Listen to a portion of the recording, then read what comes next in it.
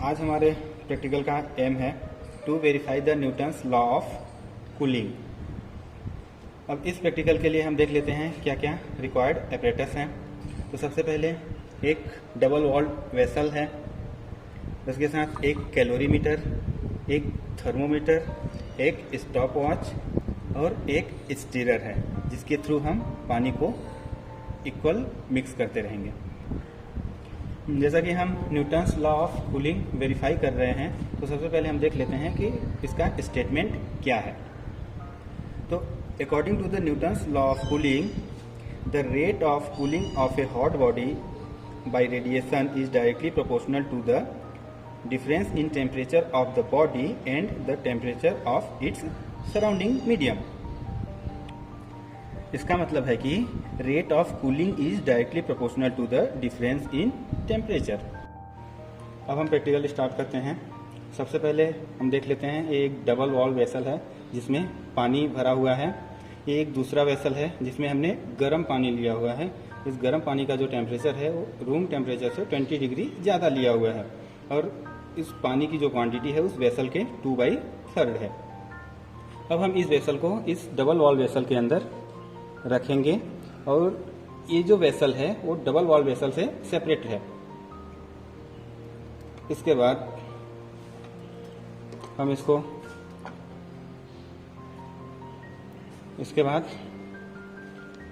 इसमें एक स्टीरर लगा हुआ है और साथ में एक थर्मामीटर भी है जो उसका इसको हम यहाँ पे इसके अंदर ले। अब हम ऑब्जर्वेशन टेबल देख लेते हैं। तो सबसे पहले हम यहाँ देख लेते हैं कि least count of stopwatch. तो least count of stopwatch जो है वो होता है 0.5 second. Least count of thermometer है 1 डिग्री सेल्सियस। यहाँ पे रूम टेम्परेचर है 30 डिग्री सेल्सियस और टेम्परेचर ऑफ जो सराउंडिंग है इट मीन्स पानी का जो ठंडे पानी का जो टेम्परेचर है या जो हम डबल वॉल वेसल में जो हमने पानी भरा हुआ है उसका जो टेम्परेचर है वो है 26 डिग्री सेल्सियस। अब हम रीडिंग देख लेते हैं। तो सबसे पहले यहाँ है टाइम इन मिनट और साथ में है टेम्परेचर। तो सबसे पहले हम जो टाइम लेंगे वो 5 के डिफरेंस पे लेंगे। तो जो हमारा इनिशियल टाइमिंग होगी वो हम 0 सेकेंड से काउंट करेंगे। इट मीन्स पहला 0, फिर 5 मिनट बाद 5, फिर 10, फिर 15, 20, 21 और 25, 30 और 35। ऐसे ही हम 5 के डिफरेंस पे टेम्परेचर देखेंगे कि टेम्परेचर कितना डिक्रीज हो रहा है। 5 मिनट के डिफरेंस में टेम्परेचर कितना डिक्रीज हो रहा है। अब हम रीडिंग लेना स्टार्ट करते हैं। सबसे पहले हम यहाँ देखते हैं ये 50 डिग्री सेल्सियस पे है। इसके करस्पॉन्ड हम 5 मिनट में रीडिंग लेंगे कितना टेम्परेचर डिक्रीज हुआ। और इस स्टीयर के थ्रू हम इसको स्टीयर करते रहेंगे जिससे पानी यूनिफॉर्मली ठंडा होता रहे।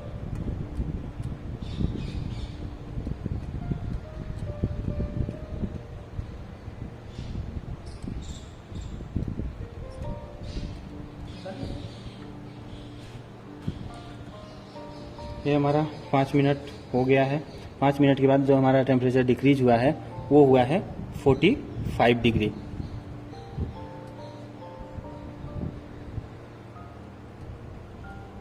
अब हम इसको नोट डाउन कर लेंगे और नेक्स्ट 5 मिनट में कितना डिक्रीज हुआ हम वो चेक करेंगे। आफ्टर 10 मिनट हमारा जो टेम्परेचर डिक्रीज हुआ है वो हुआ है 42 डिग्री। ऐसे ही हम नेक्स्ट रीडिंग लेंगे 5 मिनट बाद, फिर कितना डिक्रीज होता है वो देख लेंगे। अब हम ऑब्जर्वेशन टेबल देख लेते हैं। इसमें हम देख लेते हैं कि टेम्परेचर टाइम के करस्पॉन्ड जो टेम्परेचर डिक्रीज हुआ है वो कितना हुआ है। तो स्टार्टिंग में 0 पे जो हमारा टेम्परेचर था वो 50 था। आफ्टर 5 सेकेंड हमारा टेम्परेचर डिक्रीज हुआ था वो हुआ था 45।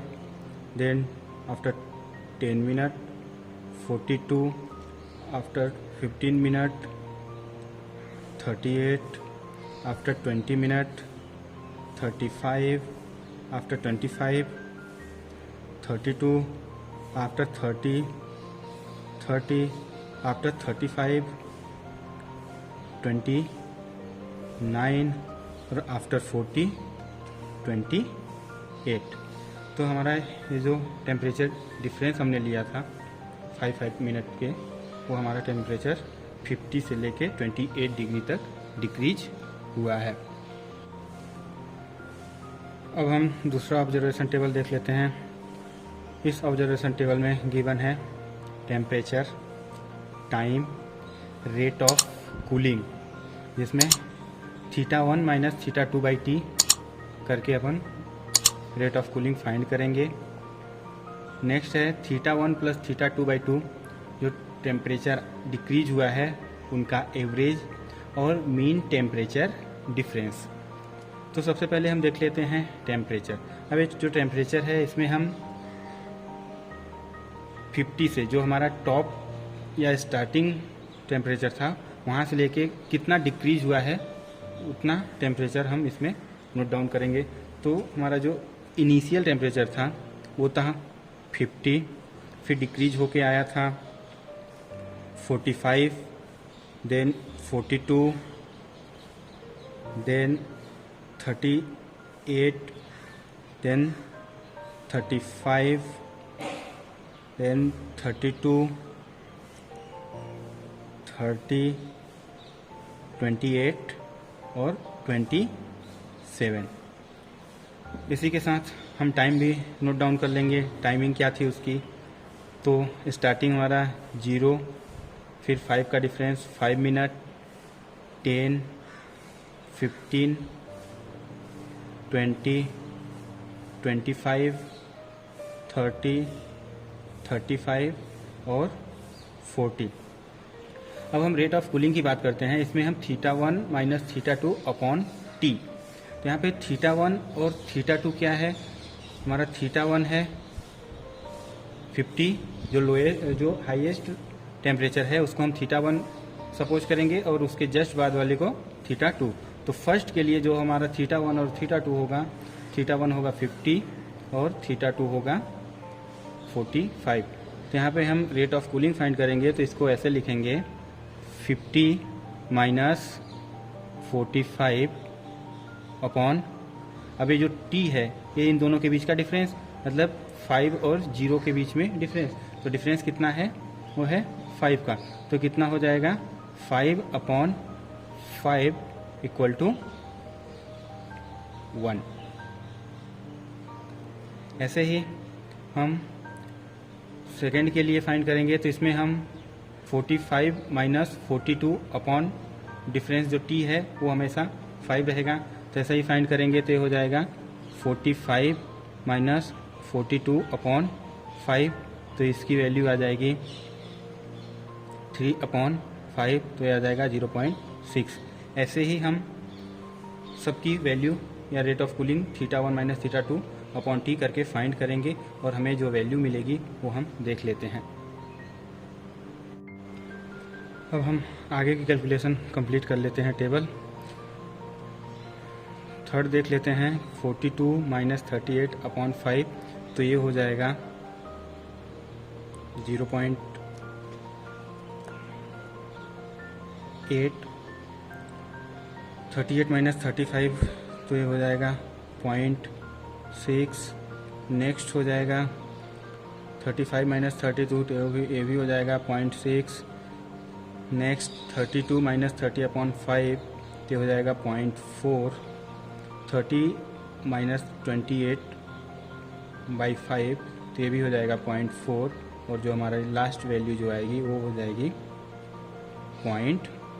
तो ये हमारा रहा रेट ऑफ कूलिंग।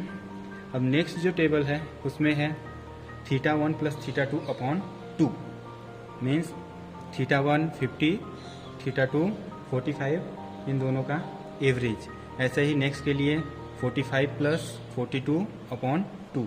तो हम फर्स्ट देख लेते हैं कि 40 50 प्लस 45/2, तो ये कितना हो जाएगा, ये हो जाएगा 47.5। ऐसे ही नेक्स्ट अगर देख लेते हैं तो ये हो जाएगा 45 प्लस 42/2, तो ये हो जाएगा 43.5।